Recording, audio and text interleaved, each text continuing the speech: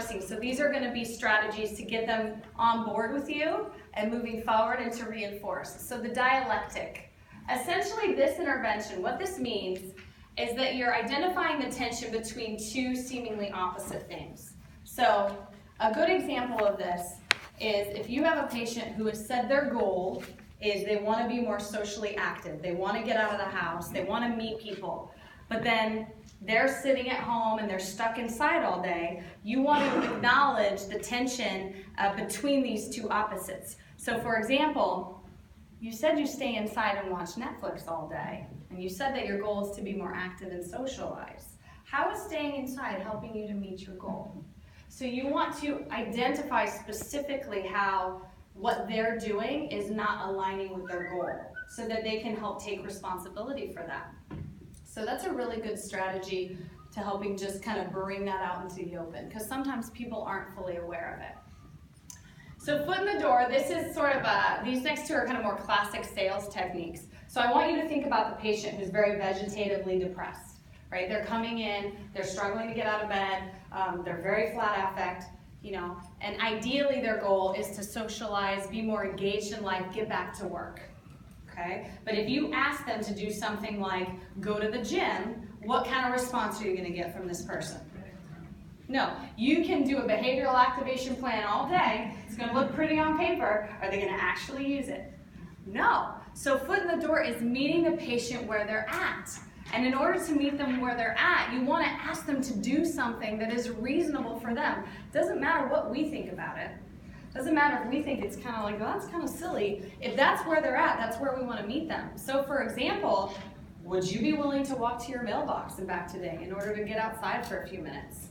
Again, seems pretty small, but for someone who's not leaving the house, that actually might be a big deal. I had a patient once who she had a spin bike in her garage, and she really loved to spin, but she hadn't been spinning in months. And she said, I know I'm okay when I'm spinning.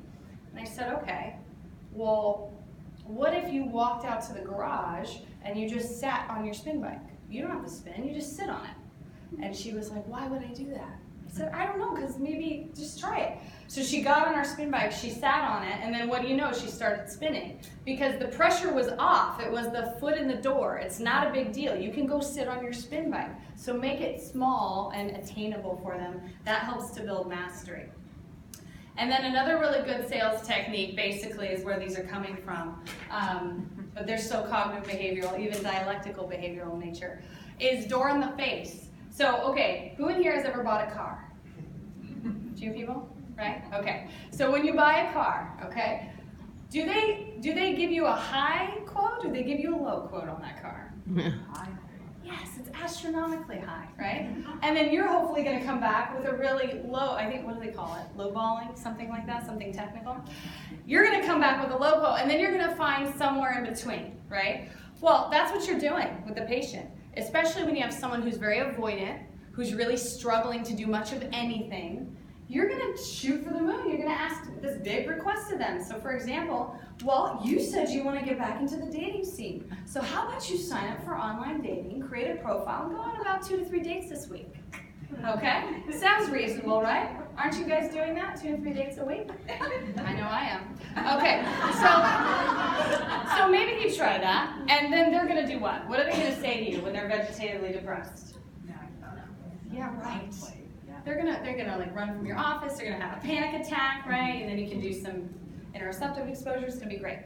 So, okay, so you're not willing to go on 2 to 3 dates and create a profile and match. Okay, so what if you just create the profile? You don't have to do anything with it, just sit down and create it.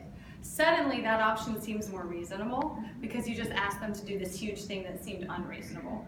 Versus if you just proposed and you guys just talked about that first option of, well, just made a profile, they maybe wouldn't do it if you hadn't proposed this larger option beforehand. So that's door in the face. And then shaping. This, I think, is critical to reinforcement at any juncture, with any patient, with any child, with any person. Okay? Shaping is gradually reinforcing each successive behavior as it gets closer to the goal. So whether you're doing it for yourself or for somebody else, we want to acknowledge and celebrate our progress, and it does not matter how small it is.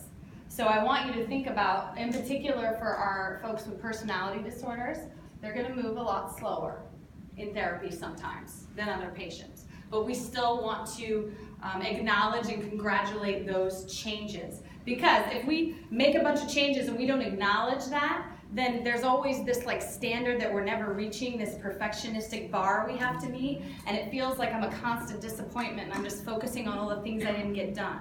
So instead, you want to say something like, great job, I'm going for a walk around the block today. That is one step closer of your goal to leaving your house and feeling comfortable, eventually socializing. Now can you walk to the park by your house and back, right? So again, behavioral activation, and ideally maybe they could come up with some of these goals, by the way. You wouldn't just feed them all these goals, and we'll talk about that a little later. You would want them to be thinking about what they could be doing next, ideally. So again, reinforcing and eliciting commitment. Any questions so far about that? I'm covering it, all right. Let's shift into acting out behaviors. So again, I've created a chart. So on the right-hand side, how to build rapport and collaborate with the patient. So again, validation, normalizing, aligning with long-term goals, and then problem solving. And then in the middle, how to identify the function. That is what we're talking about today. Pros and cons, immediacy, and connect the behavior as contraindication to long-term goals. And then how to set limits and challenge, be more directive, illusion of freedom, vacation from treatment, and irreverence. Those are going to be the strategies that we're going to talk about. Okay.